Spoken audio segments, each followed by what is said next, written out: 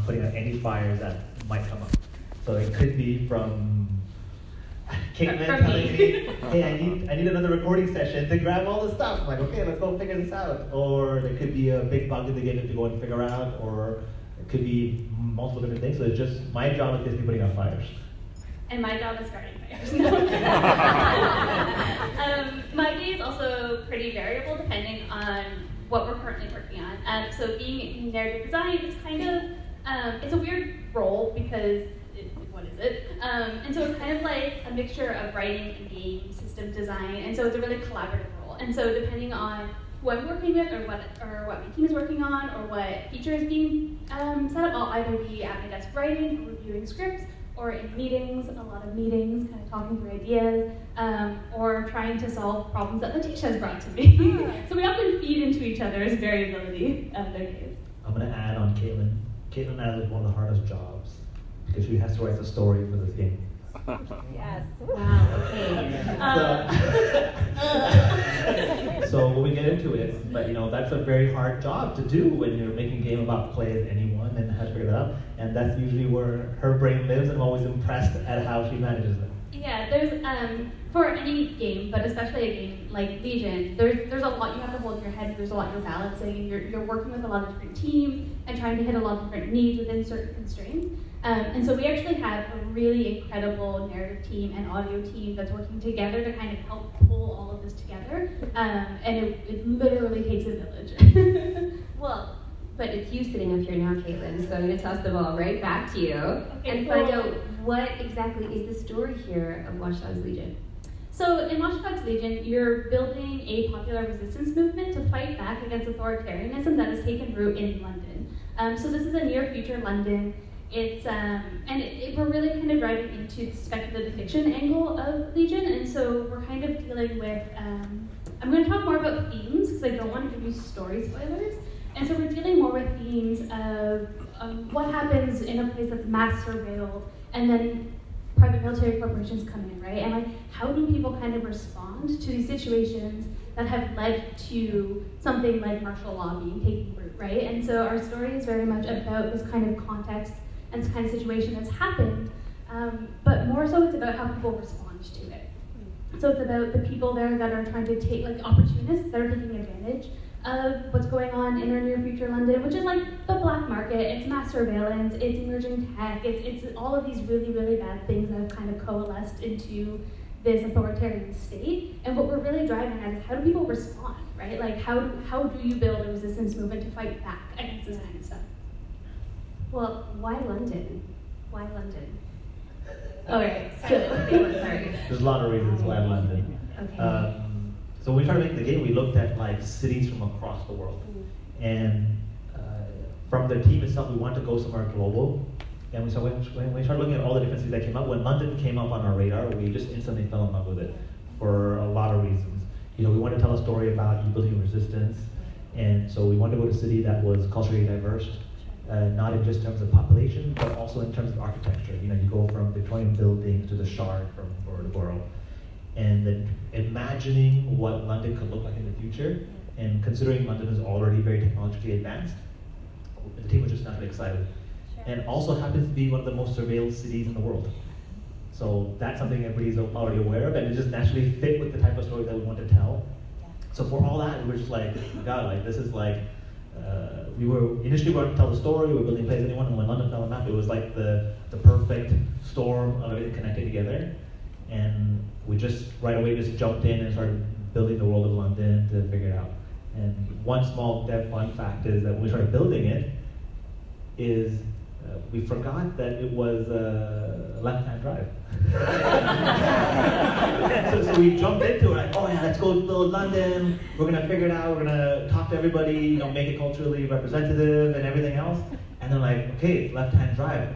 There hasn't been a left-hand driving open world game ever, so we had to go figure out, okay, how do you do roundabouts in a game? And how do you have automated cars are doing roundabouts. How do pedestrians cross the street because they gotta look the other way now? Yeah. Like all that stuff just came up, and it was like, oh my god, we gotta do this thing now. I love this, right? Because like my thing is like, how do you write a game like this? Just like, how do you write a game? And then like, but the actual real interesting thing is like, how do you design for left-handed driving? Yeah.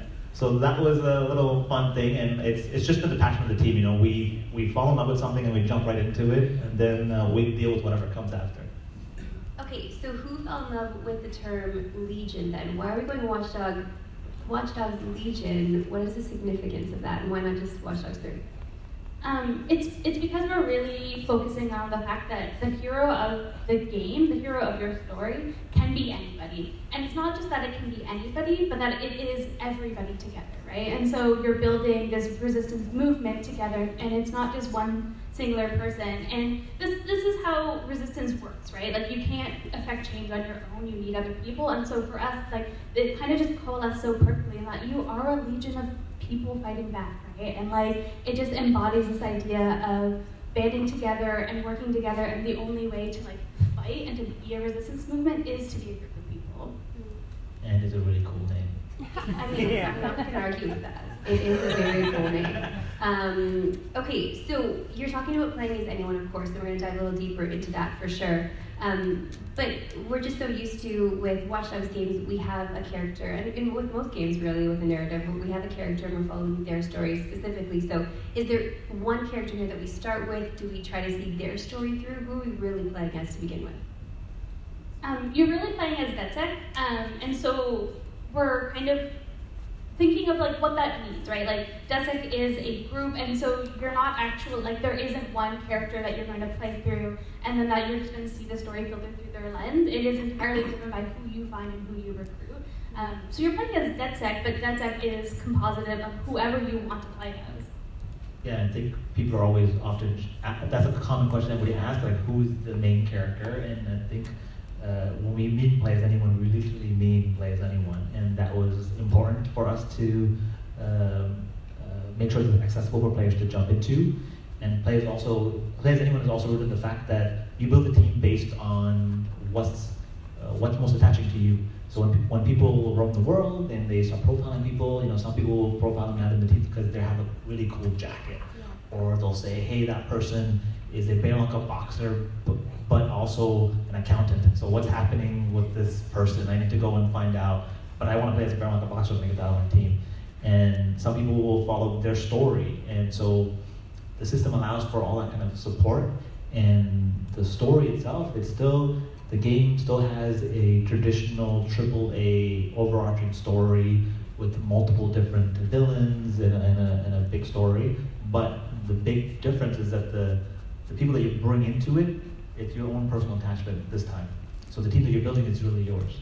Yeah, and I'm so, like, this is whenever somebody asks me, like, what are you most excited about? I'm super excited to see who you all get excited about, right? So tweet me pictures of people that you play when the game's released. Like, I'm so curious to see who people are going to respond to, who they're going to love, what their team's going to look like, right? Because everybody's team is going to look different, and we wrote so many things, and I'm so excited for you all to find them and see them, and to see who that you guys identify as your heroes. Oh my gosh, Caitlin, the second I find Helen, I'm screen grabbing that and sending it to you for sure. I cannot wait to get a hold of that one. But let's talk about this whole idea of playing as anyone, because when you reveal something like that, it just seems like it's almost impossible to achieve. So who is the brilliant mind to play as anyone, and then how do you even achieve this? So play as anyone was really rooted in the idea of what Caitlin was saying earlier. We want to tell a really compelling story. And the fact that we wanted to escalate the world into a situation that is much further in terms of what's happening into it. So, you know, the world is in a state of where there's untrust in government institution, there is mass unemployment, people are being kidnapped from their homes, and it just felt naturally that you want to play as a team to solve these problems, and a lone hero is not going to work. And that kind of fell from there. And then at one point in time, Clint Hawking, our creative director, just brought the idea, hey, what if you can play as anybody? And we're like, what are you talking about? Like, what do you mean play as anybody? Are you mad? But And then the team itself really fell in love with the idea, and we didn't know how, like exactly what players are asking now, and how do you make that happen? So we went on a long journey and built new ways to write that the entire narrative team had to learn on how to do. We had to invent technology on how we localize the game, because our games are played internationally. So how do you write for Spanish when the pronouns are different for objects? So I'm sure Caitlin can get all into that. And so it was really that journey of initial spark of wanting to build a game that was about a team, and then building that out, and the entire team got involved, and then Caitlin had a lot to do with it too. But I was gonna say, thank you. But I was gonna say, what's really cool about like the kind of the themes and like the core promise of Play As Anyone, echoing in game development, right? Because like game dev is an inherently collaborative thing, especially when you're making games at this scale. It's really like everybody kind of came together, and there's so much of so many people on the team that you can see in this game, right? Everybody contributed really cool and really interesting parts, and it really is this like, I keep saying today, like it takes a village, and like game dev is always it takes a village. But you really, really see that in the way Legion kind of came to form and like the development process and where it's at now. Yeah, like every team that was involved took it on a challenge because they really believed in Play As Anyone. So they went back to their own teams, like the audio team or the narrative team or the gameplay team. Everybody went, okay, how do we make this thing work? And they all went and solved their own micro problems to make the whole thing work as one piece. And that was a really magical moment. And then to show that to everybody at E3, that was like, I would say like one of a lifetime kind of moment where we took a huge risk on building something that we fell in love with when we heard the idea, and then showing it to everybody and seeing how everybody reacted to it. That was just an awesome experience. It's still so wild to me, and you've tried to explain this to me, I think, about 3 or 4 times now, and I'm still like, okay, but how? Like, how are you really doing this? Because it doesn't, to me, it's so wild that I can just recruit anybody around me, and then I can take hold of that person or that character, and you also have just so many different nationalities, creeds, religions, like so many backstories of these people as well. I can't even imagine the kind of writing that has to be done, Caitlin. Like, how much time do you put into each character? Infinite and ongoing. Yeah, and so that's also why I keep stressing like how much this is a team effort, and like there's so many people on our narrative team, and like everybody brings the piece of themselves and what pulled them towards this project, right? And you see that in all these different characters, and you see in the way that they're kind of written, because they're not just people, right? Like they are characters. Like they will have an identity, they'll have a life, they'll have relationships, they'll have a schedule that they follow. They're people, right? And we love them all so very much.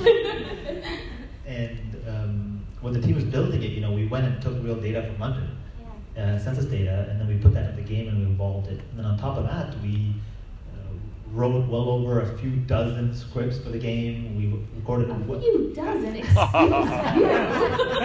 Well over a few different voice actors. We wrote all of and captured all of them.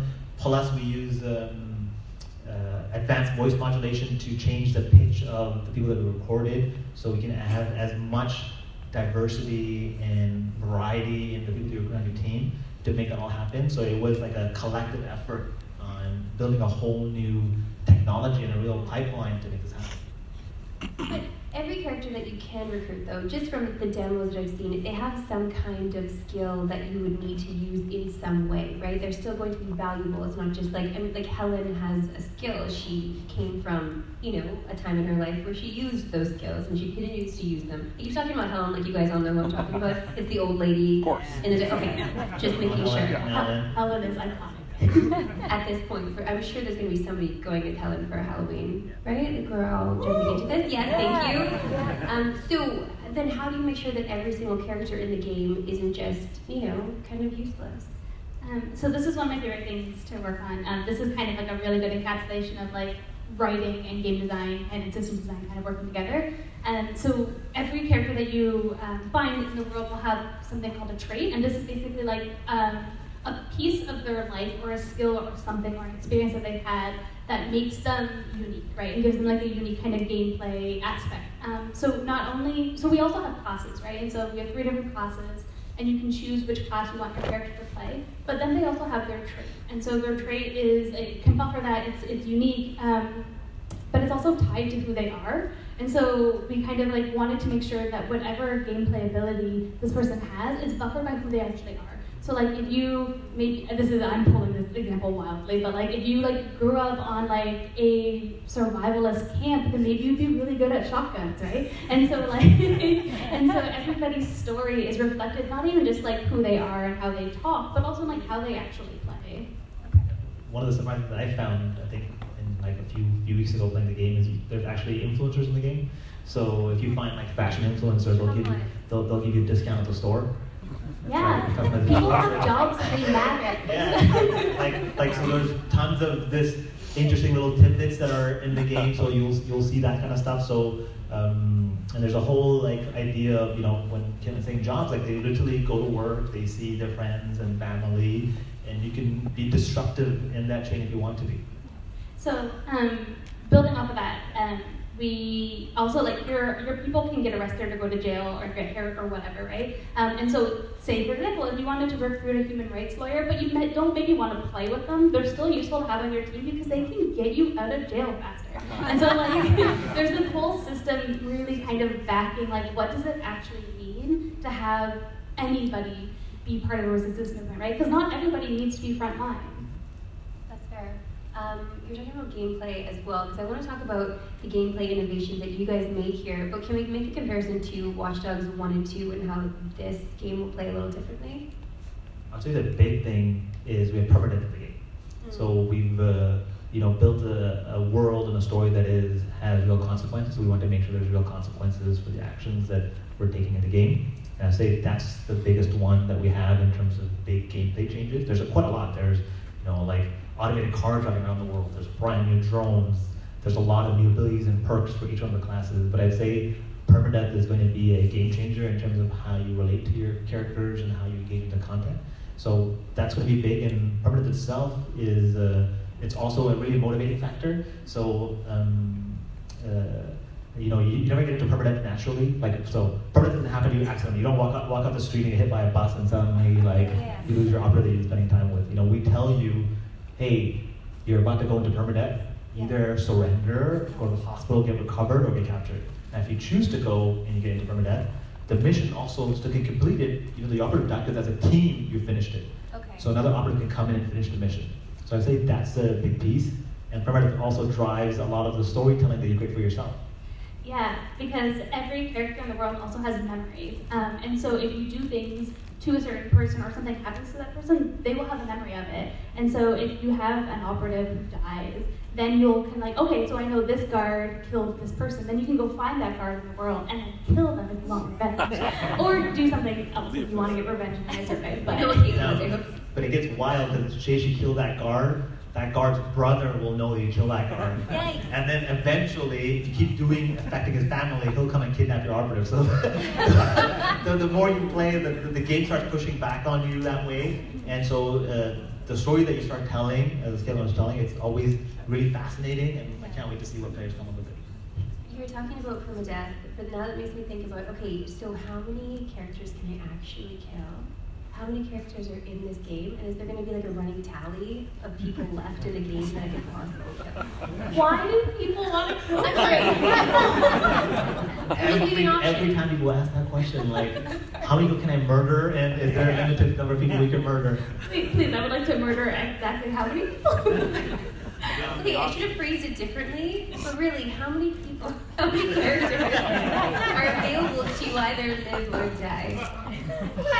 We still don't have a full tally. Like, there's well over a few million people you can recruit on your team. At any given time, you can have a team of 20 people as a team, as a resistance group. And then if somebody gets hurt or injured, or if you find something more interesting, you can bring that person, and then the other person you can send back into the world and retire them. But if you go, like we actually been talking about it, if you go around and say you start murdering every single person, the world won't be suddenly empty of people. But we still don't have a full answer for it, but we'll work on some Easter eggs for sure. What I'm excited about is if you do decide you want to go down this route, we do have a system in place that kind of everybody has an opinion about that sect. And so if you are just like wantonly doing this, people are going to know, and people are going to not like it, and they're going to respond in time, right? And so everything that you do kind of has a ripple effect on the people in the world, and how, because like you're not, DedSec is not like a neutral entity by any means, right? And so people have an opinion about this, and so I'm curious to see also like how the world responds to your different types of behaviors.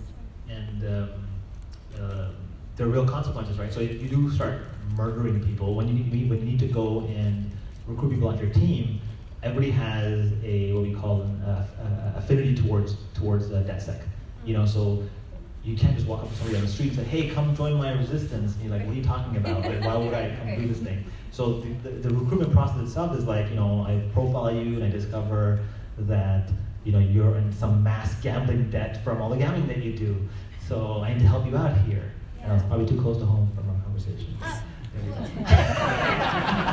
And so I help you out, and then it's like, hey, DedSec is really helping me out because I've been blackmailed by some people in some shady areas. So you called us and we help you out, and then so you start feeling better about DedSec as really solving real problems, and then you join the team. So we don't incentivize for you to go and play in a violent way, because the world will respond to you that way. I'm sorry, it made it seem like I'm very violent when I play games. I don't at all. I just wanted to know there was an option if anybody here wanted to do that. Okay? No, we settled it. I do want to talk about recruitment though, because you're talking about how we can maybe bring 20 people on if you wanted to. That's as big as a crew we can have at one point. But how do we actually do that? How do we recruit, and are there limitations? So this is the thing that I work a bit on, and so it's something that's close to my home. Close to my heart, there, I will say. Fun fact about writers is we make up a lot of phrases.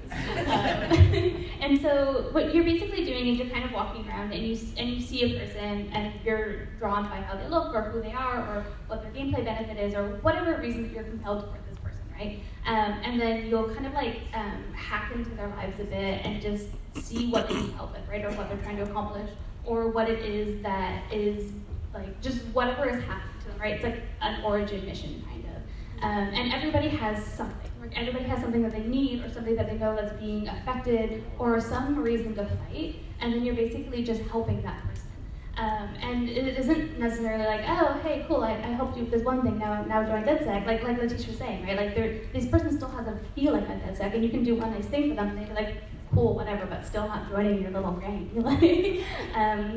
And so you're just you're learning more about who they are, what their situation in the world is like, what they need help with, and then by doing that, you're also learning about why they're a good fit for DedSec too, right? Because everybody has something that they can contribute, and so you're playing these stories and you're doing these things for this person, and then when you have done enough to like win them over, and then you can recruit them. Okay, fair enough. Now I want to know if I could change my character whenever I want. Is that a possibility? Yes, absolutely. Okay. You can change middle of a mission. You can walk into, say, Scotland Yard and you realize, hey, this is actually very like highly secure. I probably should just wander in here. I'm gonna go get maybe Helen, who's my best infiltrator, because she has an AR cloak ability. The Helen that I have is gonna be different than the Helen. So the thing is that the Helen that you're gonna find is gonna be different than the Helen that I have. Oh, really? So it's never the game builds these characters as soon as you are as you're playing them. So it's never the same Helen for you or me, and if somebody actually finds the exact Helen, it's going to be amazing because that's going to be maybe one person or two people in the populace going to find it. But the Helen that I build, I can go to New Scotland Yard and be like, okay, I'm going to use her as my infiltrator and sneak in there. Or like I go in there, you know what, actually this is tougher, I want to actually come back out and get my hacker, because then I can hack my spider bot into the space and figure it out that way. So you can switch whenever you want to. So it's totally up to you guys on how you want to play. So, and here's the thing. So because every character, even after you've recruited them into DedSec, still has their persistent life, like they still have a schedule, they still have things that they're doing. So when you swap into that person, they'll be wherever they would be naturally, right? Like they're, so you can just like kind of go to where they are. This is the gamey bit, it's cool. It also is kind of fast travel, right? Like if you just want to like get across the map, then like, oh yeah, Helen's over there in Westminster, let's go grab her. Okay, so see now I just have more questions when you're like, okay, so I'm gonna have a different Helen than you're gonna have.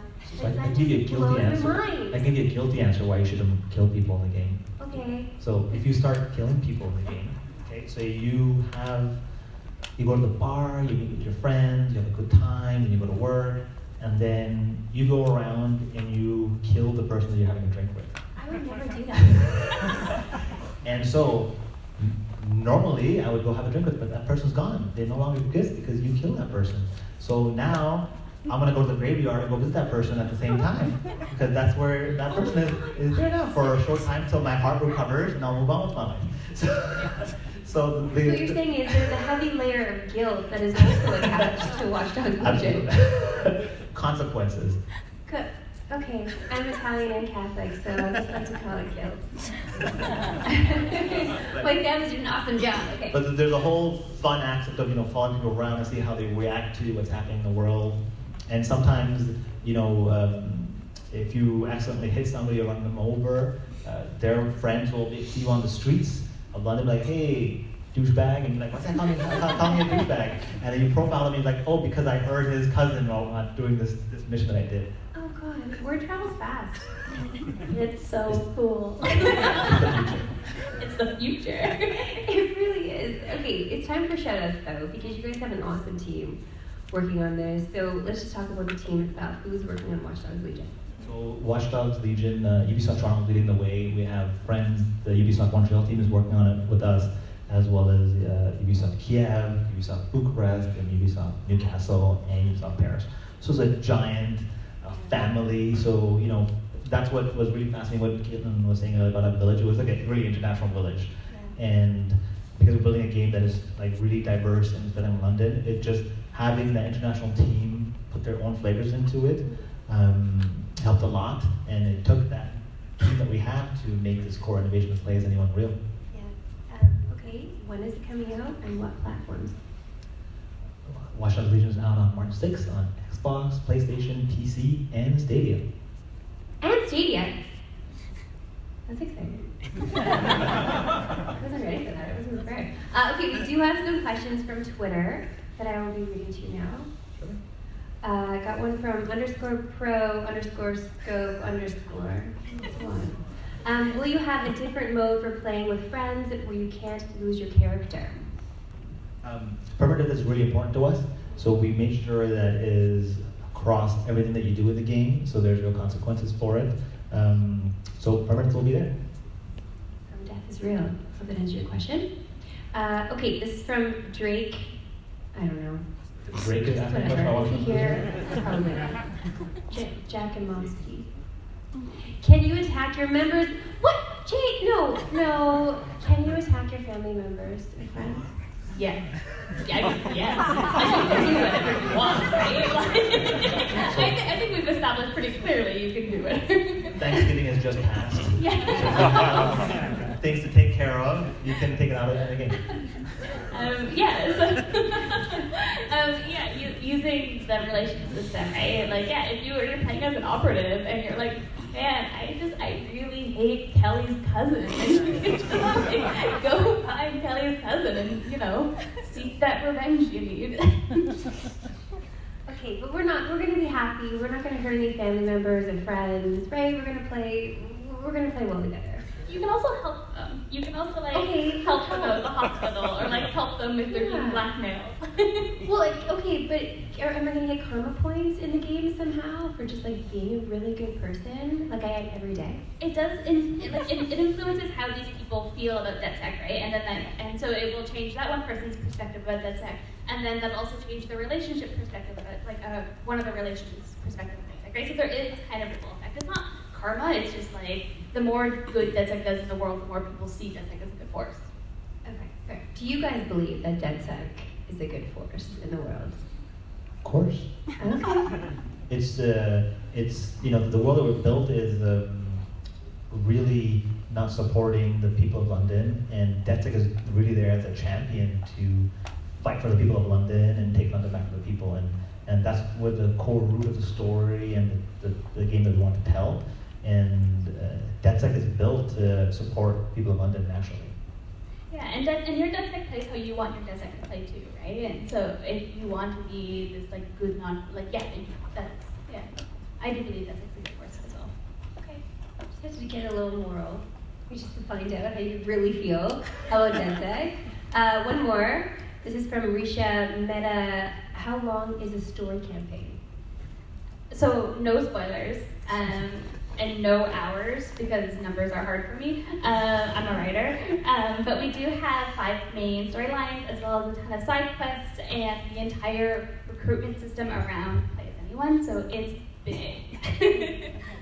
Plus you taking out all your family problems. Oh my and God, yeah, and then all at least 100 hours. Revenge takes a long time. I mean, I know I didn't work on the game, but it kind of sounds like the game is as long as you want it to be, right? Yeah, like you get into the wormhole of it and you start telling your story. Like I can play for a couple hours where I will profile somebody, like, hey, that person looks interesting, I want to get them on my team. Then I start following them around to solve their problems. Then I'll scan somebody else, like, oh my god, that person is way cooler than the person I just want to do. Yeah. So do I stop that person from mugging this person or not? Then I solve on that chain, and then it just evolves, and I'm like, why don't I even start this thing again? And then you just get lost in the woods of it, and then that story is very personal to me. And then, like, when I talked to Caitlin about it, she had a completely different experience playing the exact same game. Yeah, I'm like a squirrel, right? So I'm like, oh this, and then like, oh, what bug was I testing for? Like an hour test. Okay, you know, we're actually going to open it up to questions from the audience. If you guys have, one right away. I'm sorry, what's your name? My name's Victoria. Victoria, what's your question? So you said you can play as anyone. What age range does that count? Because younger kids are very good at video games, let's all acknowledge that. And they're very smart and they pick up information really quick, so that would be a great asset for a character. So how young can you recruit, basically? So we don't have children in the game, but basically consenting age and above. Okay.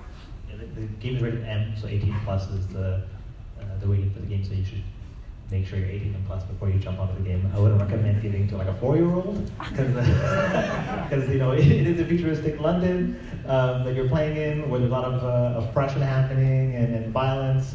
So take your own prerogative. I was gonna make a David Copperfield joke or an Oliver Twist joke, and now I've decided against it. I mean, from that, but there was also a question about animals as well on Twitter. So that means there's going to be no animals as well that we're going to see in the game? Yeah, so as we were building it, there are no dogs roaming around in the world of London. It's actually, when we were building it, it was also a sad little fun story that we had. So we were building it, and then we got to have the dog, you gotta have an owner. So Caitlin has a dog, and now if Caitlin gets injured or disappears from the world, what happens to the dog? Do we have, you know, like is it homeless now? Do we have a world of homeless dogs? Like, what do we do? And we were just emotionally ready to answer those questions. So we just, I'm not emotionally ready to answer your question. so we just like, no, let's leave children and dogs out of this one, and then we'll think about it for the future. Oh, it's so fair. I don't want to see lonely dogs just roaming the streets. Oh my God, heartbreak. Yes, Nintendo shirt. Is Aisha Tyler in the game, and can we play as her? What? I actually didn't hear that. Aisha Tyler. Is Aisha Tyler in the game, and can you play as her? We don't have real people in the role simulation that you can take and play as. Okay, fair enough. Yeah. We can call Aisha Tyler and we can ask her. Sure. With the ability to play as anyone, what kind of challenges have you guys had in regards to the amount of audio that you're going to need? I was in the gameplay demo yesterday, and with having different operatives in the same cutscenes and the same cutscenes playing out slightly different because of personality, it seems like be a very big challenge to get past that. It's been very easy, right, Caitlin? It's been so easy. It's been Sorry, like- I have to go. There are limits to what you can create in databases. There are tech memory budgets. We've pushed all of those. So you're right, it's a lot. It's a ton. And like quantifying it doesn't even make sense for how it is so much, right? Because like you're right, there are so many contingencies and things, and just the sheer amount of data is a lot. Yeah, and it's the writing is one piece, then there is the spoken language, and then the accents are different in terms of the operatives you play. And on top of that, because we want to make sure the game is accessible everywhere, we also localize them in like 14 different languages. So all that is also in there. So we had to build technology for the entire localization pipeline on how we do localization when the script is dynamically changing as you play the game. So we're still cramming all that into the disc. Even speaking, we were just talking about it on Friday, we're still trying to make sure everything fits into the disc, and the game ships on one single Blu-ray. That's still the plan. So you can go check it out. March 6th. I have a question. How did we Yeah, like Oh, I can tell you exactly that. how? How do we fit it on a disc? Like how is it all gonna fit on one disc? It doesn't make any sense. So there's a technical answer. So we basically take everything that Caitlin has written, we record it, then we modulate it to create even more variations on top of it, and then we package it and compress the hell out of it so it fits on the disc. And then as soon as you're playing the game in runtime will unpack all that out as you're playing. And so that's how we manage the disk-based issue, so you're not downloading like a 10 terabyte game on paper to play. So that's not like, I would like my internet bandwidth to be out, so I won't be able to play this game that way. So, but it's still gonna fit on one disc, and it's been a lot of technology to make sure that happens properly, and just, we're still working through it. But it already runs on all the consoles, and it's gonna be really fun when it comes out in March. Can't believe you, man. It's still mind-blowing to me. I don't get it. I'm going to actually just bring the microphone into the audience because that might make things easier. I'm going to run over to you. Over here. Hello. Hi. I had a question about how a clash of ideologies inside of your Legion, would that also be a thing that could happen? Like Malcolm X versus Martin Luther King? So, without any spoilers, we Speak about it. we did try to really honor this fact that people will have dissenting opinions and will have a perspective on what's going on, right? Just because everybody is part of this doesn't mean everybody agrees, right? And that is something that we try to honor. What's your name? Christopher. So I was gonna ask, what was the most troubling difficulty you ran through making the game? Oh, that's a good one. Everything. Depends on which team you speak to. So if you speak to Caitlin, she'll say, man, narrative was hard, we had to figure out a lot of solutions for it. Building London itself, you know, the game is roughly the same size in terms of the map, in terms of Watch Dogs 2, but it's way more dense because if you've been to London, the cities are much closer together in terms of that. Then in terms of gameplay, it also was difficult, an interesting challenge. These challenges also introduced new opportunities for us, right? Because we want to tell a story, we also want to make sure the gameplay was fun when you play the game. So the question you asked about, can I switch characters anywhere you wanted to? I mean, that itself was an interesting opportunity for us. Like, we were really thinking about how do we break the gameplay mold that players have been playing with for a long time? How do we reinvent a game and a new recipe? So we really took it on as an opportunity to rethink from the ground up how we do all of it. And the team was really motivated by it and driven to, you know, hold on to play as anyone and make sure that facet is everywhere. So in terms of the missions you get into, you can play as anyone you want to go into. The way that you want to hear the story, you can listen to it from anybody you want to. The cinematics, as you mentioned earlier, will change based on who's in it. So if you play as Helen, for example, cinematics might be longer because she'll take longer to speak. She may drop things. So all that stuff, it's all been a fun challenge for us. Yeah, and I want to take the moment right now to give a special shout out to our QA team. Can you imagine testing this game? They worked so hard and they're doing such an excellent job, and I just want to make sure that, like, we love you, thank you. They worked really hard on this. Okay, we do have a microphone, I believe, in the audience. Oh, got it, okay. Hi, I just wanted to comment, Watch Dogs 2 had a really cool musical sound to it, and I'm just curious who is doing the score for Watch Dogs Legion.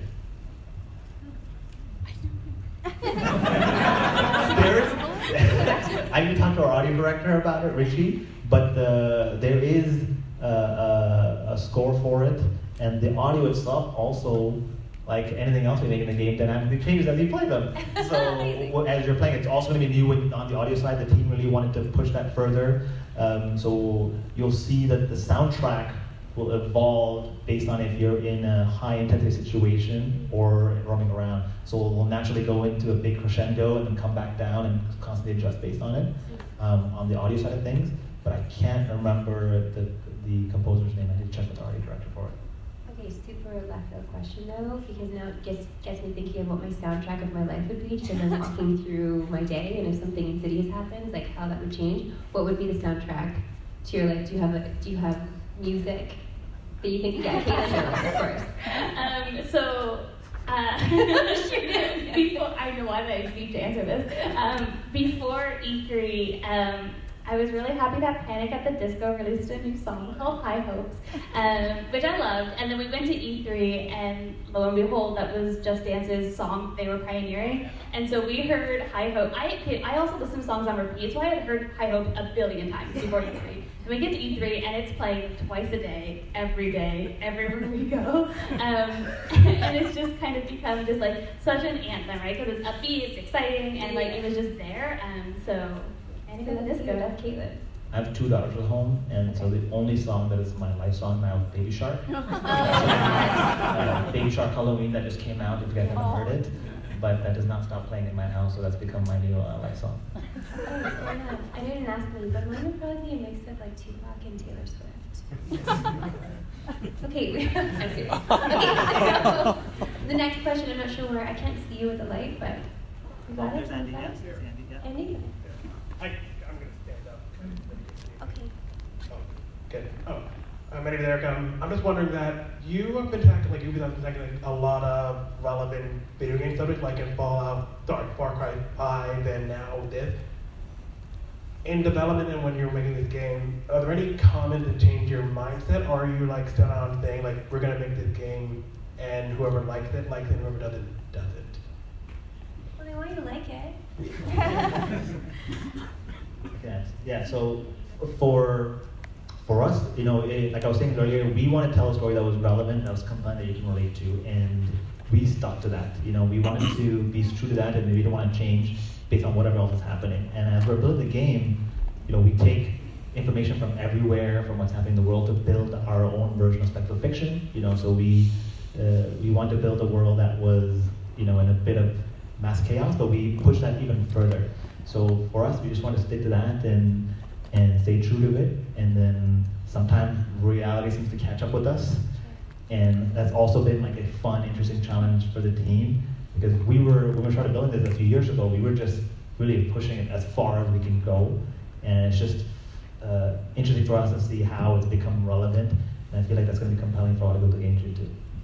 Yeah, and it's incredible just watching so many people kind of rally behind an idea, right? And just like want to work together to pioneer and push this and like to create this thing together. And it's just it's hard and it's cool and like you did it. You did it.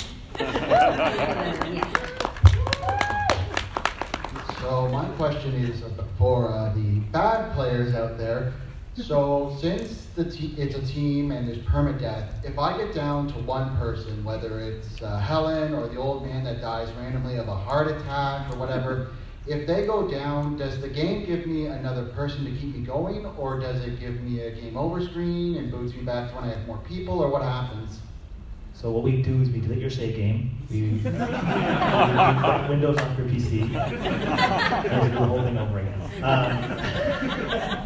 More or less. Yeah, more or less. So if you lose every single person on your team, we will give you somebody just randomly to come and help on your team. So we'll give you a freebie. But if you want us to wipe your computer,